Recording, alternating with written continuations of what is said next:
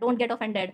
ठीक है, अलग अलग जुरिस्डिक्शन है, अलग अलग पावर है। ठीक है, पीएम का काम सीएम नहीं करेगा, सीएम का काम पीएम नहीं करेगा बस। ठीक है, जैसे मम्मी का काम पापा नहीं करेंगे, लेकिन लेकिन पापा का काम तो मम्मी कर सकती हैं।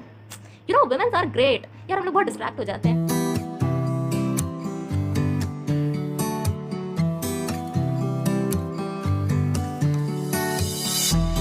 Hi guys, welcome back to the channel again. और आज की टॉपिक हम वहीं से कंटिन्यू करेंगे फ्रॉम सेक्शन 290।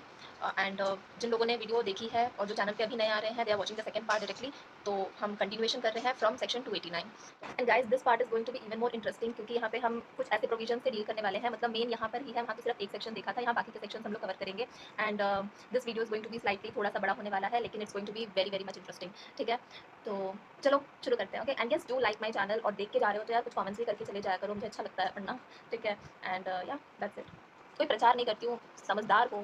ठीक है, तो यहाँ पे अब आ गए हम सेक्शन 290 में, एप्लीकेशन कैसे फाइल होगा। तो यहाँ पे क्या करेगा कि मैं सिंपल मैं आपको ये बता रही हूँ कि 30 दिन के अंदर, with in the time period of 30 days, जो अंडरलाइन है वो आप अंडरलाइन कर लेना, पढ़ लेना, या फिर खुद से बहुत अच्छा कर सकते हो तो आप खुद से अच्छे से अंडरलाइन कर लेना जो जो आपको चीज़ें समझ आ रही हैं। तो 30 दिन के अंदर आपको फाइल करना है अपना एप्लीकेशन ऑफ प्ली बार्गेनिंग। किसको एप्लीकेशन फाइल करना है? किसको? विक्टिम को कि अक्यूज को? बताओ। एक्यूज को करना है। ऑफकोर्स एक्यूज भी तो करेगा ना कि भाई प्लीज मेरी सजा कम कर दो। ठीक है, from the date of framing the charges, जहां चार्जेस फ्रेमिंग खत्म हुए। ठीक है, एक मैटर था, क्राइम हुआ, कोर्ट में गया, वो याद है आप लोगों को? लाइन ऑफ ऑपरेशन सीपीसी का और बीएनएसएस का, सीआरपीसी का लाइन ऑफ ऑपरेशन सबको याद होना चाहिए कि कैसे कैसे कोर्ट में केस प्रोसीड होते हैं स्टेप बाय स्टेप। स्टेप 1 क्या होता है, स्टेप 2 क्या होता है, स्टेप 3 क्या होता है। तो आपको लाइन ऑफ ऑपरेशन में एक बार फिर बता दे रही हूँ, आगे कभी नहीं बताऊंगी। ठीक है, बता दूंगी यार, लेकिन देखो लाइन ऑफ ऑपरेशन ये ना शुरू में ही पढ़ा था जब हमने शुरू किया था पढ़ना। यहाँ पे क्या होता है, क्राइम हुआ, समझे? क्राइम हुआ आपके साथ, ए पर्सन के साथ, ये विक्टिम बेचारा है। ठीक है, इसके साथ गलत हो गया कुछ, सो सैड। ठीक है, ऑल सिंपैथीज, कॉन्डोलेंसेस। ठीक है, इसके साथ क्राइम हो गया। अब क्या हुआ, बेचारा गया पुलिस स्टेशन, एफआईआर रजिस्टर कराई 173 में। 173 में क्या है, कॉग्निजेंस, सॉरी कॉग्निजेबल ऑफेंस है। ये मैं फिर कभी पढ़ाऊंगी, छोटा छोटा लेक्चर है। कॉग्निजेबल ऑफेंस क्या होता है, non cognizable, compoundable, non compoundable. ठीक है, ये सारी चीजें आपको, और भी बहुत सारी चीजें हैं, पता होनी चाहिए। तो कॉग्निजेबल ऑफेंस हो गया। कॉग्निजेबल ऑफेंस का एफआईआर होता है 170-73, हाँ 173 में होता है एफआईआर। ठीक है, एफआईआर दर्ज कर दिया, फिर आईओ क्या है, इन्वेस्टिगेटिंग ऑफिसर जो है, या फिर पुलिस में जो भी है, जो काबिल लोग हैं, ठीक है, वो क्या करेंगे, इन्वेस्टिगेशन शुरू करेंगे। इन्वेस्टिगेशन की डेफिनेशन कहाँ दी गई है, 2L में दी गई है। ठीक है, इन्वेस्टिगेशन कौन करेगा, ये सिर्फ पुलिस का काम है। यहाँ पे मजिस्ट्रेट टांग नहीं घुसाएंगे, उनका कोई मतलब ही नहीं बनता, मजिस्ट्रेट कहाँ पुलिस कहाँ। ठीक है, मतलब कोई छोटा बड़ा नहीं है। ठीक है, डोंट गेट ऑफेंडेड। ठीक है, अलग अलग जुरिस्डिक्शन है, अलग अलग पावर है। ठीक है, पीएम का काम सीएम नहीं करेगा, सीएम का काम पीएम नहीं करेगा बस। ठीक है, जैसे मम्मी का काम पापा नहीं करेंगे, लेकिन पापा का काम तो मम्मी कर सकती हैं। You know womens are great. यार हम लोग बहुत डिस्ट्रैक्ट हो जाते हैं।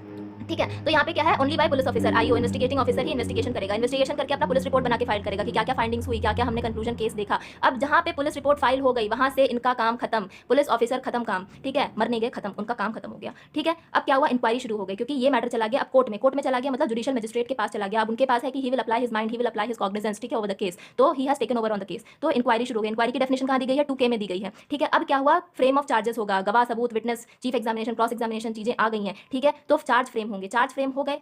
अब क्या है, अब जो हम पढ़ रहे थे, मैं देखो उतना दूर क्यों आई हूँ यहाँ पे, इसलिए आई हूँ क्योंकि ट्रायल चार्ज फ्रेम, ट्रायल जो होगा शुरू होने से पहले ये चार्ज फ्रेम हो गई है। ठीक है, अब इसी के बाद जो है एक्यूज्ड आएगा और प्ली बार्गेनिंग करेगा, बोलेगा कि साहब वो ऐसे बोलेगा कि अब मेरे जो केस है मैं प्लीड गिल्टी करता हूँ, आप मेरे केस की जो सजा है उसको कम करना। ठीक है, तो एक्यूज बोलेगा प्लीज, और जज बोलेंगे कि नो, फिर एक्यूज बोलेगा प्लीज, जज बोलेंगे नो, फिर एक्यूज बोलेगा प्लीज, फिर जज बोलेंगे ओके। आपको एक बार पे खड़ा हो जाए तो यार मेरे अंदर का रील ना फुट फुट के बाहर आ जाता है। ठीक है, तो वही है जज और एक्यूज के बीच में यहाँ पे चार्जेस फ्रेम होने के 30 डेज के अंदर अंदर क्या होगा, प्ली बार्गेनिंग फाइल होगा।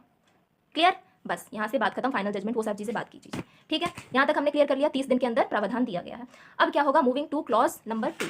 ठीक है, क्लॉज नंबर 2 में क्या है कि क्या लिखा रहेगा, एप्लीकेशन कंटेन क्या करेगा, क्या कंटेन करेगा, लव लेटर तो कंटेन नहीं करेगा। ठीक है, क्या कंटेन करेगा कि एक ब्रीफ डिस्क्रिप्शन होगा। किसका डिस्क्रिप्शन होगा, कि जो उसने क्राइम कमिट किया है, जो ऑफेंस कमिट किया है, जिस केस में इन्वॉल्व था, वो डिस्क्रिप्शन में कन्विक्ट मतलब क्या बोलते हैं, कंटेन करेगा। और एक आफिडेविट जो होता है, आफिडेविट भी लगाएगा एक्यूज, और ये भी बताएगा कि ये जो मैंने एप्लीकेशन फाइल किया है मेरी स्वेच्छा, मतलब मेरी, sorry my Hindi, please pardon my Hindi. ठीक है, स्वेच्छा अनुसार, अपने ही वॉलंटरली। ठीक है, he has voluntary preferred, understanding the nature and extent of the punishment provided under law for the offence and plea bargaining the case. ठीक है, ये अभी हम पढ़ूंगी, बताऊंगी। नॉट प्रीवियसली कन्विक्टेड का मतलब क्या है। ठीक है, तो यहाँ पे क्या है कि वो अपनी स्वेच्छा से फाइल कर रहा है ये सारी चीजें, किसी के दबाव में, किसी के कोअर्जन में, किसी के अंड्यू इन्फ्लुएंस में आके नहीं करा, खुद से कर रहा है अपनी मर्जी की। और सही भी बात है यार, कौन लंबी सजा काटना चाहता है, सोचते हैं ना कि ठीक है छोटे में निपट जाए मेरा, वैसे तो किसी को क्राइम करना नहीं चाहिए पहली बात, लेकिन ठीक है यहाँ पे वॉलंटरी प्रिफर कर रहा है। तीसरी बात क्या यहाँ पे बता रहा है कि accused has not been previously convicted for the same offence. आपने एक बार किसी भी इंसान की डकैती रॉबरी कर ली, ठीक है, अब क्या है कि आप फिर से करके फिर से प्ली बार्गेनिंग जा रहे हो, तो फिर कोर्ट तो पागल नहीं है ना, कोर्ट तो बोलेगा कि आप प्रीवियसली कन्विक्टेड है सेम ऑफेंस के लिए, तो हम आपके लिए प्ली बार्गेनिंग का प्रावधान प्रोविजन दे ही नहीं सकते, ठीक है। It is only applicable for the first time offender, जिसने पहली बार गलती से कुछ कर दिया या फिर किसी से भी मतलब खुद की मर्जी से या किसी के दबाव में आके किसी ने अबेटमेंट कर दिया, हमने पढ़ा था ना, उकसा दिया किसी को तो कर दिया, तो he should not be previously convicted, ठीक है। Clear, good, okay. Moving two clause 3 of 290 section 290, ठीक है। ये क्या कह रहा है कि court procedure after receiving the application, application receive हो गया, अब क्या करेगा, अब कोर्ट का काम क्या है, ठीक है। तो कोर्ट क्या करेगा, नोटिस इशू करेगा, ठीक है, इशू नोटिस करेगा, किसको करेगा, 4 लोग को करेगा। ये प्री का क्वेश्चन है, ठीक है, मैंने मतलब प्री का क्वेश्चन है, ठीक है। यहाँ पे क्या है, किस किस को करेगा, 4 लोग को करेगा, 5 ऑप्शन दे देंगे, ठीक है, ए बी के साथ दे देंगे, ऐसे दे देंगे, ठीक है, किसी और को यहाँ पे दे देंगे, तो आपको पता होना चाहिए कौन 4 लोग है, पब्लिक प्रोसिक्यूटर, कंप्लेनेंट, ठीक है, एक्यूज्ड और सॉरी यहाँ कुछ और बात बता रहा है क्या, ये एक सेकेंड, नहीं ओके करेक्ट, ठीक है। तो ये लोगों को नोटिस इशू किया जाएगा और क्या बोला जाएगा, उनको बोला जाएगा 1 2 and to the case and accuse को अपीयर करने बोला जाएगा उस फिक्स्ड डेट में। कौन सा फिक्स डेट में, जिस जो कोर्ट फिक्स करेगा उस डेट में उनको अपीयर होने के लिए बोला जाएगा, ठीक है। अब क्या है कि ये जो क्या बोलते हैं, यहाँ पे आगे पढ़ो, ठीक है, fix date and examine the accused in camera, ठीक है। ये जो प्रोसीजर होगा ये इन कैमरा होगा, कैमरा के to satisfy that it was filed voluntary, ये वाली चीजें हैं, ठीक है। अब हम पढ़ेंगे 2 पॉइंट और हैं यहाँ पे, क्या है कि ए पार्ट ये बोलता है कि courts decision on the application, court क्या डिसाइड करेगा। तो यहाँ पे बात ये कह रहा है कि if the court finds it applicable that it is filed voluntary, ठीक है, सेटिस्फाई हो गया है कि एप्लीकेशन जो है वॉलंटरी फाइल हुआ है, ठीक है, तो क्या करेगा, the court provides a maximum of 60 days, 60 दिन का उसको टाइम पीरियड दिया जाएगा, ठीक है। किसको दिया जाएगा, अक्यूज को दिया जाएगा, और यही 3 लोग को दिया जाएगा कि अक्यूज को दिया जाएगा, पब्लिक प्रोसिक्यूटर और कंप्लेंट, ठीक है। किस चीज के लिए दिया जाएगा कि तुम एक म्यूचुअली सेटिस्फैक्टरी डिस्पोजिशन, एमएसडी मतलब महेंद्र सिंह धोनी से याद रख सकते हैं, एमएसडी, ठीक है, म्यूचुअली सेटिस्फैक्टरी डिस्पोजिशन, मतलब एक एक कॉमन पॉइंट पे आ जाओ, ठीक है। तो और इसके बाद कोर्ट क्या बोलेगा कि विक्टिम जो है, विक्टिम को आप कॉम्पनसिएट करिए, ठीक है, victim by the accuse compensation दिया जाएगा, ठीक है। And covering the case related to expenses, जो भी एक्सपेंसेस उसको अकर हुए हैं, और उसके बाद क्या किया जाएगा, एक नया डेट फिक्स किया जाएगा फॉर द फर्दर हियरिंग, ठीक है, समझ गए, ठीक है। 60 दिन का कंफ्यूज नहीं होना है, यहाँ पे 60 डेज का प्रोविजन एमएसडी के लिए दिया है, म्यूचुअल सेटिस्फैक्टरी डिस्पोजिशन, कि 2 महीने के अंदर आप अपना दोनों पार्टीज बैठ के समझा लीजिए क्या करना है, फिर अगर एग्री कर रहे हैं तो ये बंदा ऑलरेडी एग्री कर रहा है, एक्यूज एग्री कर रहा है, तो वो क्या करेगा, विक्टिम को कॉम्पनसेशन देगा, और कोई भी एक्सपेंसेस इनकर हुए हैं मेडिकल में, या जो भी इंजरी हुई है, यहाँ से वहाँ गए हैं, वहाँ से यहाँ गए हैं, तो उसका पैसा वो देगा। क्लियर है, 30 दिन के अंदर एप्लीकेशन फाइल होगा, 60 दिन का टाइम इन दोनों को दिया जाएगा, कंफ्यूज नहीं होना है, ठीक है, बहुत सिंपल एकदम तुच्छ सी चीज़ है, ये ना समझो ना तो मैं क्या बोलूँ फिर, ठीक। अब क्या है, पॉइंट बी में क्या बताता है कि इफ द कोर्ट फाइल्स, यहाँ पे क्या है, इफ फाइल्ड इनवॉलंटरी, यहाँ पे क्या है, वॉलंटरी, स्वेच्छा के साथ फाइल किया, यहाँ पे क्या है, इनवॉलंटरी, इनवॉलंटरी की हिंदी मुझे नहीं पता, आई एम सॉरी, क्या बोलते होंगे, ठीक है, टाइम वेस्ट नहीं करेंगे, इनवॉलंट आप लोग बता देना। फाइल इनवॉलंटरी, अगर कोर्ट को पता चलता है कि ये जो नहीं फाइल किया उसने खुद ने फाइल नहीं किया है, तो क्या होगा, कोर्ट क्या करेगा, सीधा सीधा उसको रिजेक्ट कर देगा, ठीक है, बोलेगा कि एप्लीकेशन मैं रिजेक्ट कर रहा हूँ। और क्या होगा, ट्रायल जो है प्ली बार्गेनिंग के तहत नहीं होगा, रेगुलर ट्रायल्स जैसे होते हैं ना, वैसे ही आपका जहाँ पे जिस स्टेज पे प्ली बार्गेनिंग, यहाँ पे देखो वही चीजें लिखी हुई हैं, ठीक है, रिजेक्ट कर देगा अगर इनवॉलंटरी है या फिर प्रीवियसली कन्विक्टेड वो बंदा था, तो और फिर प्रोसीजर कैसे चलेगा, रेगुलर ट्रायल जैसे होता है वहां से चलेगा। कहाँ से चलेगा, जहां से प्ली बार्गेनिंग की एप्लीकेशन फाइल की गई थी। क्लियर है, ठीक है, यहाँ से क्लियर हो गया, बहुत ईजी से तो बता रही हूँ यार, क्लियर हो जानी चाहिए आप लोगों को, आप लोग बहुत ही समझदार हो, ठीक। अब क्या है, हम पढ़ेंगे सेक्शन 291। 291 क्या बात करता है, ये कैमरा ना मैं देखती नहीं हूँ ना तो ऊपर नीचे हो जाता है, बहुत स्ट्रगल्स हैं। चलो ठीक है, मूविंग फर्दर, सेक्शन 291 यहाँ पे क्या बात करता है, guidelines for mutually satisfactory disposition, मतलब कि गाइडलाइंस क्या दी है, अभी हमने म्यूचुअली सेटिस्फैक्टरी डिस्पोजिशन के बारे में बात किया ना, वो 60 डेज का जो था, ठीक है। तो अब क्या है, इसकी गाइडलाइंस क्या है, किस तरह से mutually satisfactory disposition carry out होगा। तो यहाँ पे क्या है, ये इसको पढ़ो, जो अंडरलाइन किया है वो कर लेना, खुद से करना हो तो कर लेना, अगेन मैं क्यों रिपीट कर रही हूँ सारी चीज़ें, ठीक है। तो यहाँ पे क्या है कि क्या क्या गाइडलाइंस प्रोवाइड की जाएगी, ठीक है। तो पहला क्या है कि जब ये जो एमएसटी है, म्यूचुअली सेटिस्फैक्टरी डिस्पोजिशन पे दोनों पार्टीज आ जाती हैं, एक्सेप्ट कर लेती हैं कि ठीक है मैं उसको माफ करती हूँ, ये मुझे कॉम्पनसेशन दे दे, मेरा खर्चा वर्चा दे दे, ठीक है। तो ये क्या है, ये जो प्रोसीजर है किसके, 2 डिफरेंट टाइप्स ऑफ केसेस के लिए होती हैं, ठीक है। यहाँ पे वही लिखा है कि इफ वर्किंग आउट, मतलब काम, मतलब दोनों एक्सेप्ट हो गया, वर्कआउट हो गया, ये वाला जो चीज़ है ये वर्कआउट हो गया, तो यहाँ पे क्या है कि it shall follow the court shell follow the procedure. 2 चीज़ है, पुलिस रिपोर्ट पे कैसे होगा, मतलब केस इंस्टीट्यूटर, पुलिस रिपोर्ट पे कैसे होगा, कंप्लेंट पे कैसे होगा। इसका मतलब यही है कि जो केस पुलिस रिपोर्ट के थ्रू आई थी उसके अंदर अगर दोनों पार्टीज एग्री हो जाते हैं, म्यूचुअली सेटिस्फैक्टरी डिस्पोजिशन पे पहुंच जाते हैं, तो उस केस में क्या होगा, तो उस केस में क्या होगा, कोर्ट इशू करेगा नोटिस। किसको नोटिस इशू करेगा यार, वो पहले वाला जो मैंने बताया था ना कि वो प्री का थोड़ा क्वेश्चन इंपॉर्टेंट है, ये वाला इंपॉर्टेंट, ये सॉरी वो नहीं था, ये था। यहाँ पे 4 लोगों को, वही मैं बोल रही थी कि मेरे को दिमाग में आता कि 4 लोग का कुछ है, वहाँ तो 3 थे ना, तो इसमें कंफ्यूज हो गई थी 2 सेकंड के लिए। तो यहाँ पे 4 लोगों को नोटिस भेजेगा, किन 4 लोग को भेजेगा, पहला तो फॉर ऑब्वियसली, ठीक है, पब्लिक प्रोसिक्यूटर को जो इनकी तरफ से है, आईओ को, आईओ मतलब क्या होता है, investigating officer, police officer who has investigated the case, ठीक है, उनको तो भेजना ही है ना, क्योंकि वही तो केस ला रहे हैं पीआर के थ्रू, पब्लिक पुलिस रिपोर्ट के थ्रू। तो ये हो गया। तीसरा किसको भेजेंगे, ऑफ कोर्स एक्यूज्ड एंड चौथा विक्टिम। 4 लोग को क्यों भेजेंगे इनको, अरे यही तो इनके मेन वो हैं, क्या बोलते हैं, एलिमेंट्स हैं, तो ये लोग केस में पार्टिसिपेट करेंगे, मीटिंग में पार्टिसिपेट करेंगे, ठीक है। अब यहाँ पे कोर्ट का रोल क्या है, प्रोवाइडेड दैट कोर्ट का रोल यहाँ पे बस यही है, यहाँ पे बहुत सारी बातें लिखी हुई हैं, पढ़ लेना आप, ठीक है। तो कोर्ट का रोल यही है कि यहाँ पे जो प्रोसेस है, ठीक है, ये वॉलंटरी रहे throughout the when the cases in process for all the parties. And यहाँ पे क्या है कि allows the accuse to participate with his advocate, यहाँ पे जो एक्यूज है वो अपने एडवोकेट के साथ ही पार्टिसिपेट कर सकता है। अब दूसरा पॉइंट क्या है, कंप्लेंट। कंप्लेंट का है मैजिस्ट्रेट जहाँ पे अपना स्वेच्छा से खुद ही केस ला रहे हैं। तो यहाँ पे किन लोगों को नोटिस इशू होगा बताओ, यहाँ पे 2 लोगों को नोटिस इशू होगा, ठीक है। क्यों, कौन कौन, एक्यूज विक्टिम, बात खत्म, क्योंकि केस देखेगा कौन, मैजिस्ट्रेट साहब देखेंगे जो जज हैं, और दोनों लोग बस यहाँ पे प्रेजेंट रहेंगे। यहाँ पे आईओ का कोई काम नहीं है। क्यों काम नहीं है, क्योंकि केस तो पुलिस रिपोर्ट से आया ही नहीं है ना, कंप्लेंट के थ्रू आया है डायरेक्ट। तो जब इनका कोई रोल ही नहीं था तो ये यहाँ पे पिक्चर में क्यों आएंगे, ये दफा हो जाएंगे, ठीक है। तो कंप्लेंट में ये भी बहुत इंपॉर्टेंट क्वेश्चन है। तो यहाँ पे 2 लोग आएंगे, ऐसे पूछ देगा कि when the case is instituted on police through complaint, तो the court issues to notice to which of the parties, यही 4 ऑप्शन दे देंगे। तो आपको क्या टिक मार्क करना है, एक्यूज्ड एंड विक्टिम, ये वाला, ये चारों नहीं, ठीक है। आप समझदार हैं, ठीक है। तो ये हो गई बात, यहाँ पे क्लियर हो गई ये। और यहाँ पे भी वही क्या है, कोर्ट का रोल क्या है कि वॉलंटरी हो बोथ पार्टीज के साथ, मतलब वॉलंटरी प्रोसीडिंग्स चले, ठीक है। और यहाँ पे क्या है, allow either of the victim और the accused to participate with their advocate, ठीक है। एडवोकेट हम लोग बहुत जरूरी है, मैं भी कभी किसी का केस लड़ूंगी इन फ्यूचर, टच वुड, तो मेरा भी प्रेजेंस बहुत जरूरी रहेगा, ठीक है। यहाँ पे ये बात हो गई खत्म। और यहाँ पे एक और चीज़ है कि क्या क्या सेफ गार्ड क्यों होता है, ये सब कोर्ट क्या इंश्योर करता है कि कोई भी पार्टीज के साथ फोर्सफुली कोई चीज़ें ना हो, जो भी एग्रीमेंट्स और नेगोशिएशन हो रहे हैं वो ना वॉलंटरी तरीके से हो, ठीक है। यही सारी बेसिक बातें हैं, ठीक है, एकदम वेरी बेसिक। तो यहाँ पे ये सारी चीज़ें हो गई clear. We are done with section 291। Moving to section 292। यहाँ पे ये बात क्या करता है, मुझे लग रहा है वीडियो ना थोड़ी लंबी खिंचने वाली है, बिकॉज अभी तक हमने सिर्फ 2-3 सेक्शन कंप्लीट किया। मैं इतना बातें कर जाती हूँ बीच बीच में, ठीक है, लेकिन ठीक है, मेंटेन रहना चाहिए। अगर मैं बोरिंग पढ़ाऊंगी ना एक एक लाइन तो सब कोई नहीं देखेगा और मज़ा भी नहीं आएगा, ठीक है। देखना नहीं देखना, देखेंगे तो सब, ठीक है, क्योंकि मुझे I believe in my self, जिस तरह से मैं पढ़ाती हूँ ना कोई नहीं पढ़ा सकता। अब क्या है सेक्शन 292, मैं एकदम फ्रेंडली वे में पढ़ाती हूँ। वो जो एग्जाम से एक दिन पहले ना जिनको जरूरत होती है, मैं वो तिनके का सहारा हूँ। I am that stick of their supporting system, ठीक है। अब हम पढ़ेंगे सेक्शन 292। सेक्शन 292 क्या बात करता है, report of mutually satisfactory disposition to be submitted before the court. Report किसकी, रिपोर्ट एमएसडी की रिपोर्ट। क्यों रिपोर्ट सबमिट करनी है, क्योंकि यहाँ पे हो गया ना, यहाँ पे सुलह हो गई, तो इसकी रिपोर्ट बना के किसको सबमिट करेंगे, कोर्ट को सबमिट करना पड़ेगा, ठीक है। अब हम पढ़ेंगे क्यों सबमिट कर रहे हैं, क्योंकि केस वर्कआउट हो गया है, ठीक है। अब वहाँ पे केस की प्रोसीडिंग नहीं चलेगी, ज़्यादा अपना माथा नहीं खराब करना है मजिस्ट्रेट साहब को। तो ये वर्कआउट हो गया, तो हम क्या करेंगे, अपनी रिपोर्ट बना के भेज देंगे, ठीक है। ये ना थोड़ा सा आई थिंक लंबा नहीं, छोटा सा है, छोटा सा तो है, 2 चीज़ें हैं बस, एक ही चीज़ है। तो यहाँ पे क्या है कि प्रिपरेशन ऑफ रिपोर्ट, ठीक है, जब सेटलमेंट रीच हो, मतलब सेटलमेंट हो जाती है, तो यहाँ पे आप पढ़ लीजिए सेक्शन 290 क्या है कि जब ये जो एमएसडी है, जब कोई सेटलमेंट जो प्री बार्गेनिंग की मीटिंग के तहत ना सॉल्व हो जाती है, तो यहाँ पे क्या करता है, court shell prepare a report of settlement, ठीक है। और ये रिपोर्ट क्या होगा, इट विल बी साइंड, ठीक है। पहले तो प्रिसाइडिंग ऑफिसर साइन करेंगे इनको, sign by the presiding officer, और जो भी पार्टीज प्रेजेंट थे, ठीक है, वो चारों लोग, मतलब कौन कौन, वही पीपी हो गया, public prosecutor, investigating officer, accuse, victim, ये सब लोग साइन करेंगे कि हाँ हमारी ही मर्जी से हुआ था, हमारे ही सामने हुआ था, हम ही ने किया था, हम ही थे इसके मुख्य लोग, एलिमेंट्स थे, हमने पार्टिसिपेट किया था, ठीक है। ये बात हो गई क्लियर। अब यहाँ पे एक और चीज़ है, वो बात ये कहता है कि यहाँ पे एक और बात कहता है कि यहाँ तक who participated in the meeting, and के बाद और जो पॉइंट है वहाँ पे ये बात कर रहा है कि अगर सेटलमेंट नहीं हो पाया, ठीक है, वहाँ पे वैसे तो नहीं ही होता है, ठीक है। अभी जो हमने वो ऊपर का पढ़ाना सा फालतू है, क्योंकि कोई भी नहीं चाहता कि मेरे साथ अगर कुछ गलत किया तो मैं उसको ऐसे ही जाने दूं, ठीक है। और क्यों जाने भी दे, सही बात भी है, ठीक है। तो जनरली यही पॉइंट इंपॉर्टेंट है कि यहाँ पे सेटलमेंट रीच नहीं होता है जहाँ पे, तो वहाँ क्या होता है, वेयर पार्टीज मतलब fail to reach an agreement, ठीक है, नेगोशिएशन, तो यहाँ पे क्या करेगा, court will record the outcome, यहाँ पे कोर्ट रिकॉर्ड करेंगे, ठीक है, रिकॉर्ड करेंगे, ऑब्जर्व करेंगे, ठीक है, and proceed further in accordance with the provision of the Samhita from the stage of application, ठीक है। तो यहाँ पे क्या है कि जो रेगुलर ट्रायल्स होंगे, ठीक है, रेगुलर प्रोसीडिंग। अब सही बात है ना, प्ली बार्गेनिंग रिजेक्ट हो गई तो क्या होगा, थोड़ी जाओगे, रेगुलर प्रोसीडिंग होगी आपकी, ठीक है, सेक्शन 290 के तहत, वो आप पढ़ लेना, ठीक है। बात ये उतना पढ़ने की जरूरत नहीं है, समझ में मेन आना चाहिए, ठीक है। अगर एक्सेप्ट हो गई तो क्या होगा, रिपोर्ट फाइल हो जाएगी, ठीक है, जो साइन करेंगे प्रिसाइडिंग ऑफिसर और जितने लोग ने पार्टिसिपेट किया था वो 4 लोग, ठीक है। अगर अगर नहीं इस पे आते हैं, अगर वर्कआउट नहीं होती है चीजें, तब क्या होगा, रेगुलर प्रोसीडिंग चलेंगी, खत्म बात, इतनी सिंपल सी चीज है, ठीक है। We are done with section, one more section. अब मूविंग टू सेक्शन 293। 293 क्या बात करता है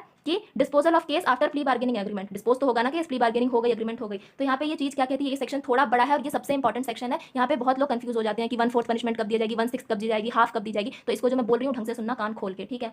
अब क्या है, कान खोल के और दिमाग खोल के भी, क्योंकि कान तो सब खोल लेते, दिमाग को नहीं खोलता, ठीक। तो अब क्या है, यहाँ पे हम लोग पढ़ेंगे, यार मैं थक गई, रुक जाओ।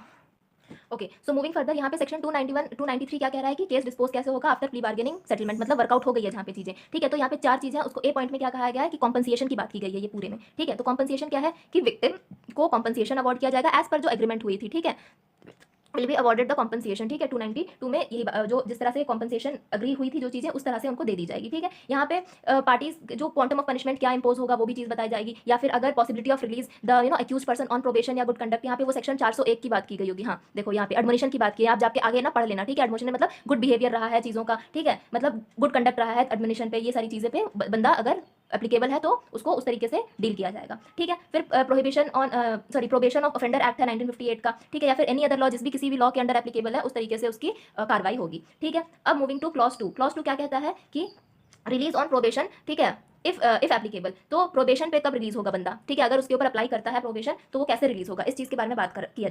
तो यहाँ ये बात हो रही है कि यहाँ अगर कोर्ट को लगता है, इस बारे में यहाँ पे पढ़ो, ठीक है, कोर्ट को लगता है, कोर्ट फाइंड्स, ठीक है, minimum punishment has been provided, sorry C पढ़ रही हूँ, सो वेरी वेरी सॉरी, ये वाला पॉइंट, ठीक है। तो अगर कोर्ट को लगता है, कि अक्यूज पर्सन है जो प्रोबेशन के लिए क्वालिफाई कर रहा है अंडर सेक्शन 2 सॉरी 401 या फिर प्रोहिबिशन ऑफ ऑफेंडर एक्ट 1958, ठीक है, यहाँ पे देखो ये 20 मतलब शायद 28 चैप्टर पे दिया है शायद, ठीक है, या फिर एनी अदर लॉ, तो वो प्रोबेशन पे रिलीज कर दिया जाएगा रादर देन, ठीक है, उसके ऊपर सेंटेंस इंपोज करने से, तो वो नहीं होगा, लेकिन वो रिलीज कर दिया अगर एप्लीकेबल है, यहाँ पे वही बात लिखी है, ठीक है, if he is qualifies it, ठीक है। मूविंग टू क्लॉज 3, क्लॉज 3 क्या बात कर रहा है कि sentencing rules based on minimum punishment. तो यहाँ पे देखो कंफ्यूज नहीं होना है, सिंपल से भाषा में ये यहाँ पे बोल रहा है, ठीक है, कि अगर आपने कोई ऑफेंस किया है, ठीक है, जिसकी पनिशमेंट प्रिस्क्राइब्ड है ऑलरेडी, मान लो मुझे अभी कुछ एग्जांपल तो याद नहीं आ रहा, ठीक है, मान लो कि थेफ्ट की पनिशमेंट 3 साल आपको प्रिस्क्राइब्ड है लॉ में, है कि नहीं अभी मेरे को याद नहीं है, वो आईपीसी में देखना पड़ेगा, सॉरी बीएनएस में देखना पड़ेगा, ठीक है, जो भी मान लो फॉर एग्जांपल बता रही हूँ, ये सब लिख के मत आना, समझो बस, ठीक है। अगर किसी भी ऑफेंस की पनिशमेंट प्रिस्क्राइब्ड है, पहले से दी गई है कि हाँ इस पनिशमेंट, जैसे थेफ्ट की पनिशमेंट मान लो 3 साल की दी गई है, ठीक है, तो यहाँ पे क्या है कि उसकी पनिशमेंट आधी हो जाएगी, रिडक्ट हो जाएगी, हाफ में हो जाएगी, ठीक है। यहाँ पे यही लिखा है कि punishment has been provided under the law, provided under law मतलब दिया गया है, for the offence committed by the accused, it might be sentenced accused to the half of the minimum punishment and wherein the accused is a first time offender, अगर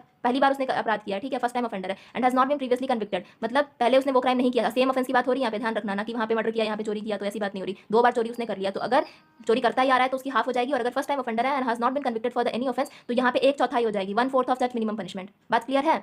क्या समझे ये आप कि अगर किसी ने क्राइम किया है जिसकी पनिशमेंट दी गई है लॉ में, ठीक है, provided under the law, IPC BNS में दी गई है, तो यहाँ पे क्या होगा, उसकी पनिशमेंट आधी रिड्यूस होकर हो जाएगी। लेकिन अगर वो पहली बार ऑफेंडर है, फर्स्ट टाइम ऑफेंडर है, तो क्या होगा, 1/4 पे उसकी पनिशमेंट होती है, पहली बार किया है, ठीक है, तो थोड़ा सा कंसेशन तो मिलना चाहिए, ठीक है। ये हो गया। फोर्थ पॉइंट क्या दिया है यहाँ पे, ये लिखा है कि ऐसा कोई वो ऑफेंस कर रहा है, ठीक है, जहाँ पे उसकी विदाउट मतलब मिनिमम पनिशमेंट का कोई ऐसा बातचीत की ही नहीं गई है, ठीक है, तो यहाँ पे क्या होगा, तो यहाँ पे उन ऑफेंसेस की बात हो रही है जहाँ पे जो अक्यूज पर्सन है, ठीक है, वो जो ऑफेंस कर रहा है वो ना प्रोबेशन के लिए क्वालिफाई हो रहा है, या फिर उसकी जो पनिशमेंट रिडक्शन होनी है उसके भी वो क्वालिफाई नहीं कर रहा है, जो क्लॉज बी और सी में अभी हमने पढ़ा, तब उस केस में क्या होगा कि जो उसकी जो सेंटेंस है अक्यूज पर्सन की, उसकी जो 1/4 में हो जाएगी, ठीक है, it may sentence to 1/4 of the punishment, ठीक है, 1/4 हो जाएगी, और जहां पे वो फर्स्ट टाइम ऑफेंडर है and has not been previously convicted for the offence in the past, तो हो जाएगी उसकी 1/6 हो जाएगी पनिशमेंट, यहाँ 1/4 हो जाएगी अगर प्रोबेशन और उसके लिए क्वालिफाई नहीं कर रहा रिडक्शन ऑफ सेंटेंस के लिए, जो हमने यहाँ पे पढ़ा क्लॉज बी और क्लॉज सी में, तो कितना होगा उसका 1/4 होगा। और अगर फर्स्ट टाइम ऑफेंडर है, जिस यहाँ पे देखो एक चीज याद रखना कि वहां पे वो दिया है कि जहाँ पे पनिशमेंट का दिया है, रूल दिया हुआ है, पनिशमेंट ऑलरेडी प्रोवाइडेड है, गिवन है,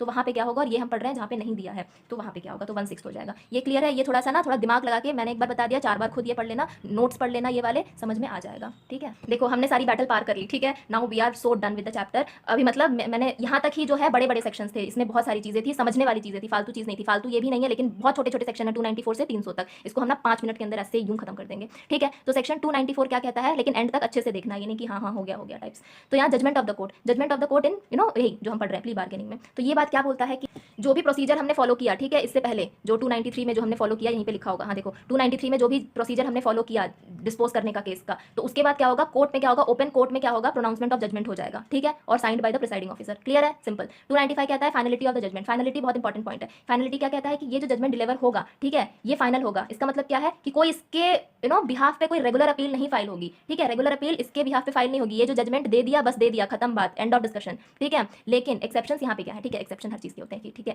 तो यहाँ पे एक्सेप्शन क्या है कि इसके मतलब खिलाफ, मतलब क्या बोलते हैं उसको, इसके भी ना मतलब रेमेडी समझ लो, तो यहाँ पे इसके भी रेमेडी अवेलेबल है। ये है कि आप एसएलपी फाइल कर सकते हैं, मतलब क्या, special leave petition under section 136 of Indian constitution 136 में, ठीक है, कि हाँ ठीक है हम नहीं सेटिस्फाइड हैं, तो यहाँ पे ये कौन एसएलपी कहाँ फाइल करते हैं बताओ?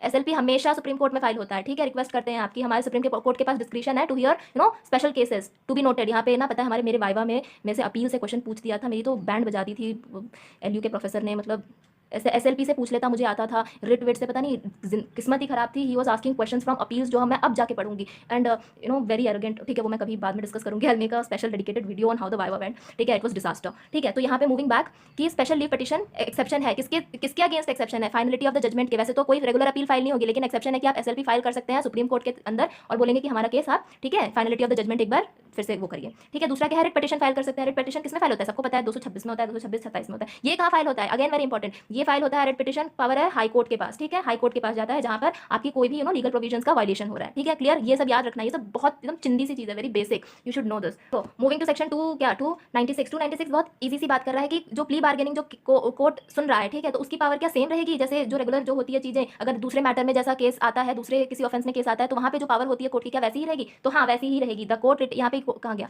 ठीक है। A court shall have for the purpose of discharging the function under all provisions all powers vested, ठीक है, in respect of the bail trial of offences and other matters. मतलब हाँ सेम रहेगी, जैसे बेल में जैसे ग्रांटिंग बेल में जैसे होता है, या फिर conducting trials for other offences, या फिर कोई भी अदर मैटर, ठीक है, तो पावर सेम रहेगी, ठीक है। जैसे मतलब बीएनएसएस जो रेगुलर केसेस हैंडल करता है, तो प्ली बार्गेनिंग में भी सेम रहेगी। Clear, good. Moving to section 297। 297 क्या बात करता है, यहाँ सेट ऑफ की बात करता है। ये सीपीसी में हमने पढ़ा था ना, क्या पढ़ा था, सेट ऑफ क्लेम्स करके पढ़ा था लास्ट लास्ट सेमेस्टर में पढ़ा था। तो यहाँ पे बस इतनी सी बात कर रहा है। सेट ऑफ का मतलब क्या है कि जाने दिया जाएगा, छोड़ दिया जाएगा, ठीक है। क्या छोड़ दिया जाएगा कि यहाँ पे लेट गो किया जाएगा, setting of the period deduction undergone by the accuse. मतलब मान लो कि उसकी 3 साल की सजा थी, जो उसने क्या बोलते हैं, जब चल रहा था ये जो मामला चल रहा था आपका, क्या बोलते हैं, डिटेंशन पीरियड में ऑलरेडी उसने काट लिया है, तो क्या होगा, ये चीज उसमें से डिडक्ट हो जाएगी। मतलब अब उसको उतनी पनिशमेंट उसके बाद ही मिलेगी जितना उसने काट लिया है, फिर से उतनी नहीं मिलेगी, ठीक है। उसके बाद जितनी बची खुची है उतनी उसको काटनी पड़ेगी, ठीक है। और यहाँ पे रेफरेंस दिया है सेक्शन 468 का। तो सेक्शन 468 यही बोलता है कि रूल्स बताता है, ठीक है। कहाँ गया, यहाँ पे बोलता है कि section provision of section 468 shall apply. इसका जो प्रोविजन है यहाँ पे सेट ऑफ में अप्लाई होगा, ठीक है। सेविंग क्लॉज में पढ़ जाते हैं। सेविंग क्लॉज क्या कहता है, बीएनएस का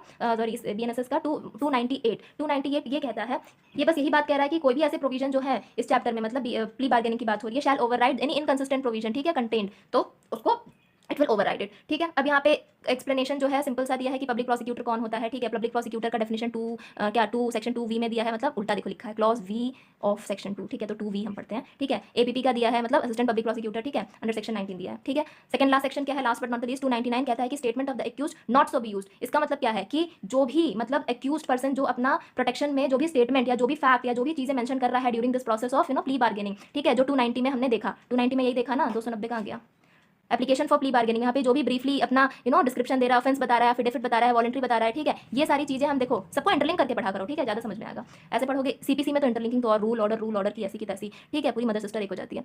तो यहाँ पे यही है कि जो भी वो फैक्ट्स है, जो भी चीजें बता रहा है, ठीक है, जो भी मेंशन कर रहा है during this under section 290 can not be used, ठीक है, कैन नॉट। यहाँ पे देखो शैल नॉट, यहाँ पे शैल नॉट लिखा है, मतलब नहीं होगा, शैल में ये सब में ना फर्क समझना, ठीक है। तो जहाँ पे shall not be used for any other purpose except for the sorry purpose of this chapter, मतलब और कहीं भी उसको अदरवाइज नहीं यूज किया जाएगा, it will not apply any elsewhere, ठीक है। तो ये बात होगी। लास्ट सेक्शन क्या दिया, okay we are done with this. तो सेक्शन 300 क्या कहता है, non application of the chapter. हमने शुरू में भी पढ़ा था, सोशियो इकोनॉमिक कंडीशन याद होगा वहाँ पे। तो यहाँ पे क्या है, nothing in this chapter shall apply to any juvenile, ठीक है, जुवेनाइल और child under 2 of juvenile justice act, जो है जो juvenile justice care and protection of children act है 2015 का 16 का, तो यहाँ पे इस पे अप्लाई नहीं होगा, नॉट एप्लीकेबल। ये चैप्टर है, देखो यहाँ पे ना इसको कॉम्प्लेक्स बनाने के लिए नथिंग शैल अप्लाई सीधा लिख लो ना कि it will be not be applicable, not be applicable to juvenile and child, ठीक है, वुमेन पे भी नहीं अप्लाई होगा, ठीक है। तो ये सारी बातें थी, and with this we are done with plea bargaining from section, क्या सेक्शन 289 to 300, ठीक है। चीजें समझ में आ गई, तो आपको अच्छे से पढ़ा है, यहाँ तक देखा है, तो क्या करना है आपको, सब्सक्राइब करनी है मेरे चैनल को, प्यारे प्यारे वीडियोस पढ़ाऊंगी, ठीक है। एंटरटेनमेंट का एंटरटेनमेंट होगा, पढ़ाई की पढ़ाई होगी, और लाइफ में क्या चाहिए, ठीक है। और लाइक करना, और जो आपका बैरेक्ट है उसको ऐसे चाट के ना पी जाना, ठीक है, भले कुछ खाना या नहीं खाना, लेकिन बैरेक्ट की ऐसे करके ना ऐसे उतार लो अपने अंदर,